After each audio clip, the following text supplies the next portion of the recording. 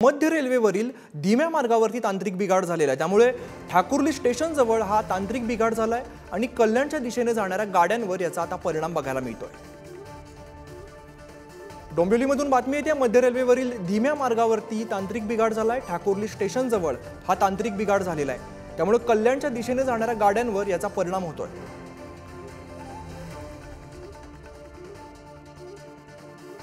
तर मध्य रेल्वेवरील धीम्या मार्गावरती हा तांत्रिक बिघाड झालेला आहे। त्यामुळे कल्याणच्या दिशेने जाणाऱ्या गाड्यांवर याचा परिणाम बघायला मिळतोय।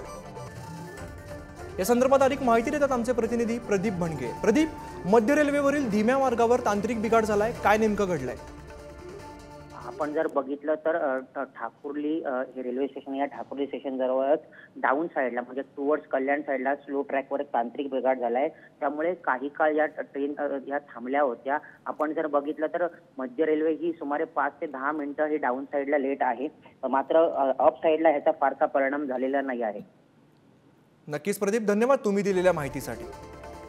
तर मध्य रेल्वेवरील धीम्या मार्गावरती ठाकुर्ली स्टेशन जवळ हा तांत्रिक बिघाड झालाय।